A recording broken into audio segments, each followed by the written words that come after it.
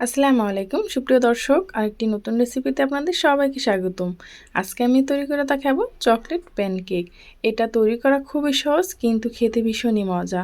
বাচ্চারা তো খুবই পছন্দ করবে এই প্যানকেকটি, সাথে কিন্তু বড়রাও। তো চলুন বিকালের নাস্তায় কিংবা বাচ্চাদের টিফিনে কিভাবে ঝটপট তৈরি করে নেবেন সেটাই দেখে নিই। প্রথমে আমি এখানে নিয়ে নিলাম ডিম। আমি একটি ডিম ভালোভাবে ভেঙে নিয়েছি।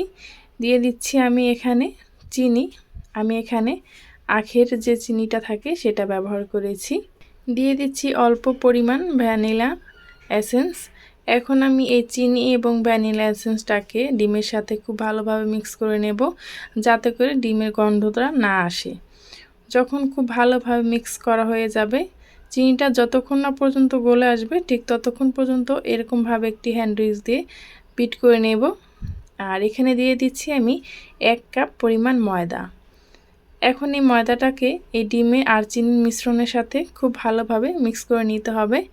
দিয়ে দিচ্ছি 2 টেবিল চামচ পরিমাণের মতো গুঁড়া দুধ। এখন এই উপকরণগুলোকে ভালোভাবে মিক্স করে নিতে হবে।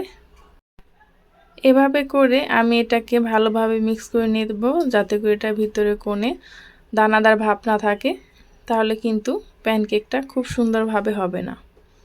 এভাবে করে অনেকক্ষণ পর্যন্ত এটাকে মিক্স করে নিলেই কিন্তু হয়ে যাবে। এখন আমি অল্প অল্প করে এখানে পানি ব্যবহার করব, আর এটাকে এভাবে নেড়েচেড়ে মিশিয়ে নেব। এখানে কিন্তু একসাথে পানি ব্যবহার করা যাবে না, তাহলে কিন্তু এটার ঘনত্বটা আপনি বুঝতে পারবেন না। দেখতে পাচ্ছেন এখনও পর্যন্ত চিনিটা কিন্তু খুব সুন্দরভাবে গলে যায়নি। চিনিটা যতক্ষণ না পর্যন্ত গলে যাবে ততক্ষণ পর্যন্ত আপনি এটাকে নেড়েচেড়ে মিশিয়ে নেবেন।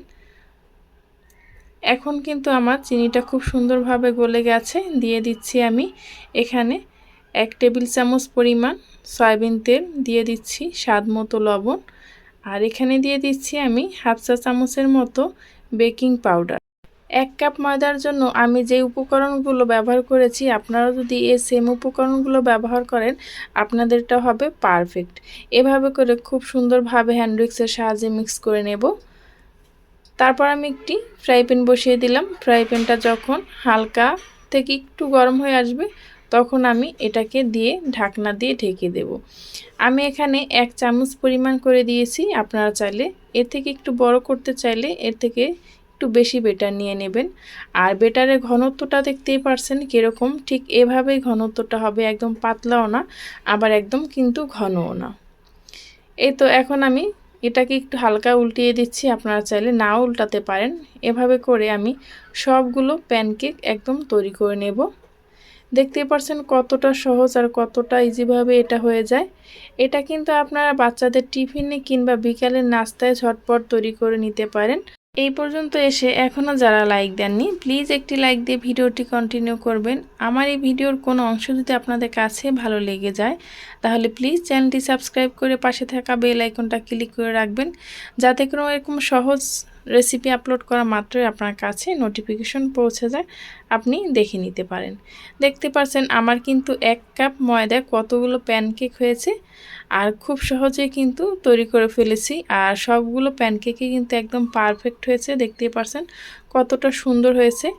আর এটা কিন্তু বাচ্চাদের খুবই পছন্দ চকলেট প্যানকেক। আমি এখানে 2 টেবিল চামচের মতো কোকো পাউডারটা ব্যবহার করেছি, সেটা কিন্তু স্কিপ হয়ে গেছে।